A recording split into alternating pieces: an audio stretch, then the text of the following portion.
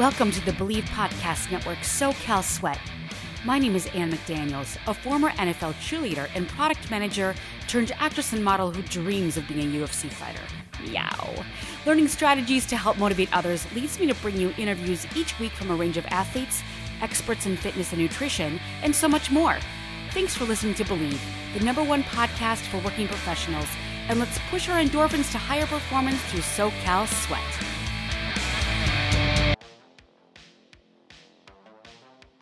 This is your host, Ann McDaniels, and thank you so much for joining me on another episode of Believe SoCal Sweat. Today, we are going to be talking about toxic friendships. I did an episode a while ago on toxic relationships, but a lot of us are in toxic friendships. People that we hang out with, people that we work with, go to school with. And how can we spot these? And if we do spot these, what are some things that you can do to sort of be able to handle the situation more properly and protecting yourself and not getting mad or offending the other person? Well, friends help make life more meaningful. They provide social and emotional support, ease feelings of loneliness, and help you feel happier and more satisfied with life. Maintaining social connections can even lengthen your lifespan and lower your risk of mental and physical health concerns, including depression and high blood pressure. I know that when I get together with my girlfriends, I always feel better. Well, actually, depending on who it is. Like, for example, I'm going to be at Warner Brothers all day tomorrow shooting an undisclosed project, and I know that there will be some girls on set. I just know that ahead of time that can be mean girls, or they're just like sit there and stare, or they just sit there and rip on other people. And one of my friends right now is shooting Gossip Girl in New York City, and she was just witnessing during craft services and during the lunch, there were a bunch of girls that were sitting together, and they were always kind of cronies in the background. And then when girls came over and sat next to them, and they said, "Well, no, you're not really in our group, so you have to go over there and sit inside that restaurant." Well, they could have welcomed her. They could have said, "Yeah, come and sit by us."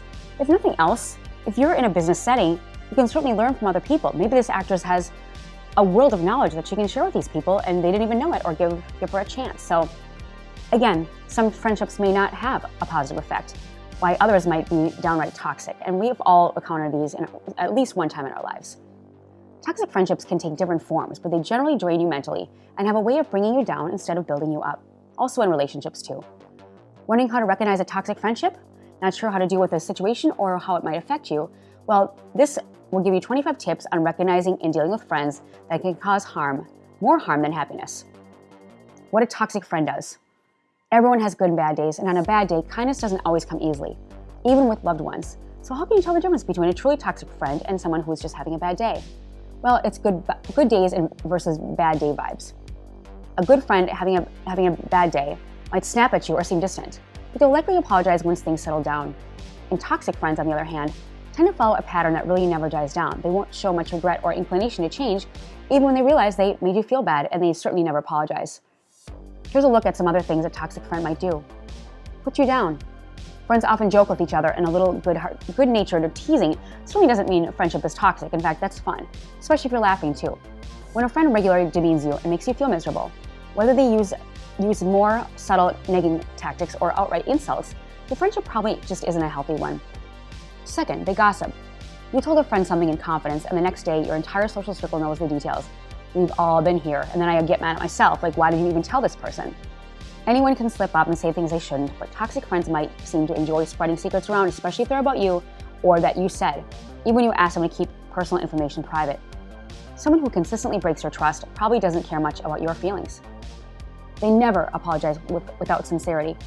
When you call them out on their behavior, they shrug off your distress or give a flippant, sorry. Instead of taking time to consider your perspective, they say, "I'm sorry you feel that way," or follow up their apology with a defensive, "but." Anytime there's a but, they really don't care. "I'm sorry, but." No, it's disingenuous. You know the one. "I'm sorry I hurt your feelings, but, it was just a joke. Take a joke." These non-apologies suggest someone doesn't really care how their actions affect you. They also make you nervous. Unpredictability alone doesn't necessarily indicate someone is toxic, but when the relationships can cause harm or feel abusive, it's wise to proceed with caution. And no one is entirely predictable, but it's reasonable to expect someone you trust to mostly express their emotions in safe and healthy ways. They leave you unsettled.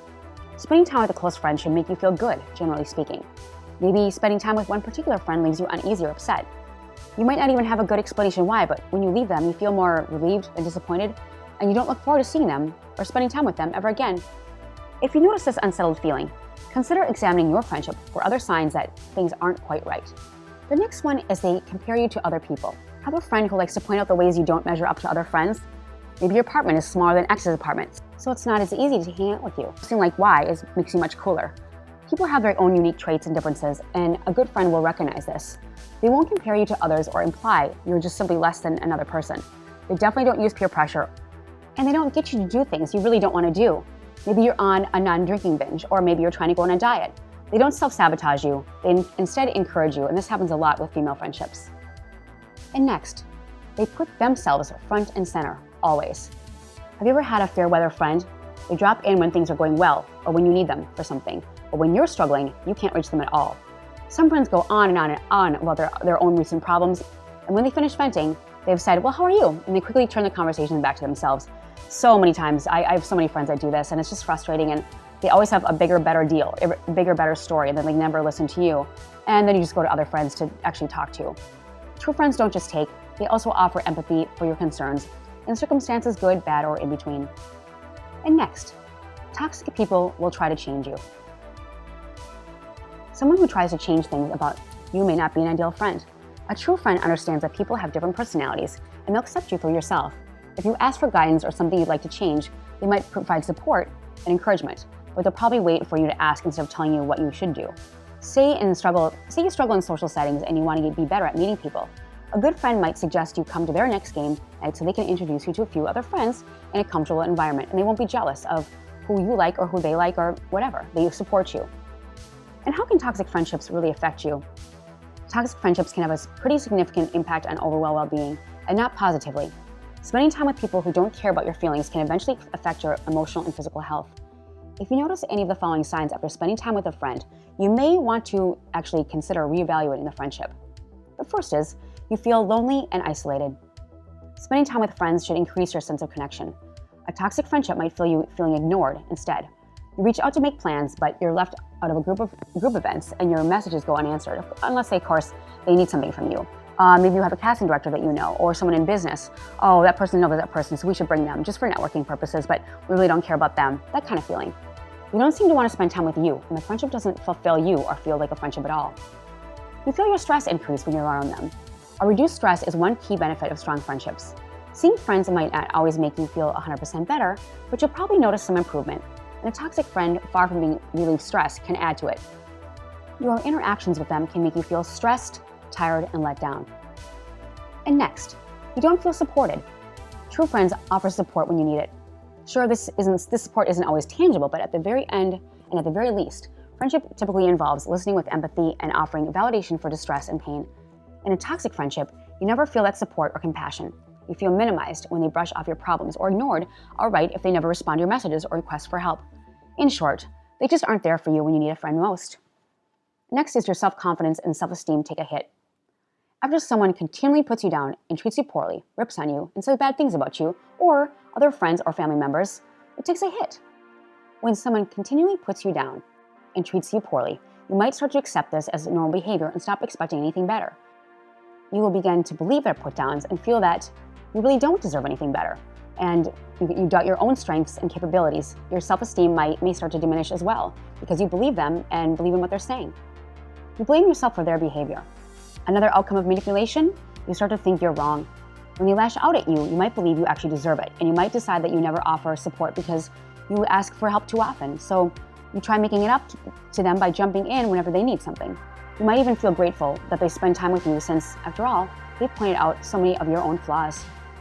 And it makes you feel off balance. People who behave in toxic ways often use manipulation to get what they want.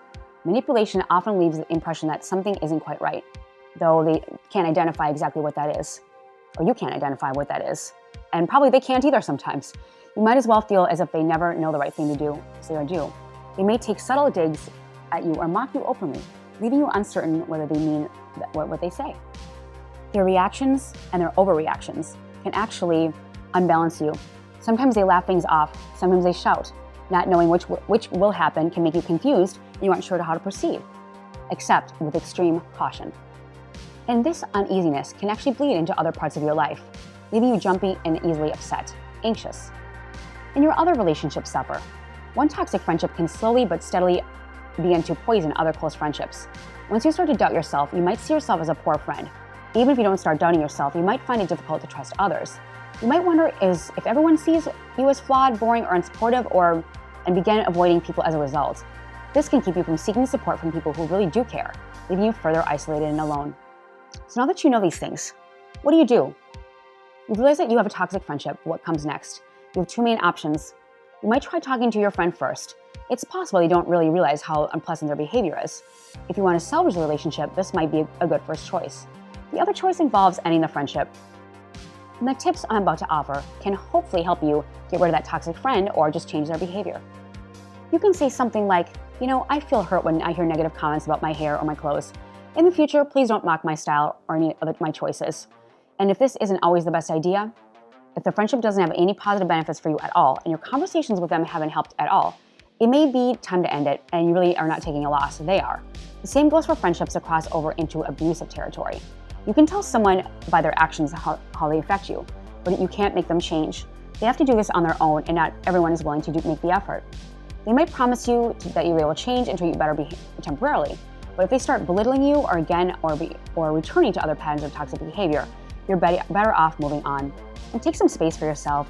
If you spend a lot of time wishing a friend would treat you better, why not take a break from them for a while and see what changes? Hang out with other people, hang out with yourself, or just other groups of friends in business, other clubs you hang out with, sports, whatever. Set boundaries. If you do not want to try to maintain a healthy friendship, boundaries are key. Make it clear that you won't accept certain behaviors such as shouting, lying, gossiping, or faking out on plans, with no exception. You might consider explaining how these behaviors affect and how you'll respond. You could say, I don't like being put down, so if you keep making jokes at my expense, we're not going to hang out again. Practice it ahead of time. I've had to do this with certain people that are extremely aggressive, or if we're both alphas, it doesn't work very well. Try to avoid ending a friendship in a text message or a letter because that's always misconstrued and it's always lost in translation. Always be direct. While the level of detail you provide may depend on the circumstances or your history with that person, don't leave them with an ambiguity about the status of your relationship. Restate your decision calmly but firmly and leave. And think carefully before getting back in touch. If you decide to cut off contact, trust your instincts and avoid reaching out or responding to attempts to contact you. In time, you may think about the good times you share and wonder if they've changed again, but remember why you ended the friendship, and restarting it can actually remind you immediately of why you changed it. And again, open up to others. Getting trapped in a toxic relationship can make you feel embarrassed, confused, or distrustful of others. If you've distanced yourself from other friends, you might have a hard time connecting again. So reach out to those friends again to heal. But what if you have mutual friends? Kind of like the show Friends with Phoebe and Joey, and when Rachel and Ross broke up, well, they have all the same mutual friends.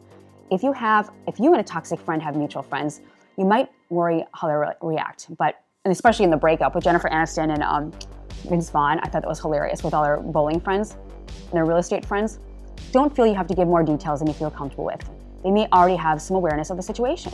You might simply say, I decided to end the friendship because it had a negative effect on my own well-being, or something along those lines. And take care of yourself. Once you end a toxic friendship, take time to focus on yourself. Practice good self-care by spending time with loved ones, making time for quality sleep, or focusing on enjoyable hobbies. Fill your life with positive things and reach out for support if you need it. And the bottom line, ending a toxic friendship can be challenging, and it's completely normal to need a little extra support on any part of the process just to help you feel better. An actual therapist can really help you. A therapist can help you begin exploring your feelings about the friendship and consider options for ending or repairing it.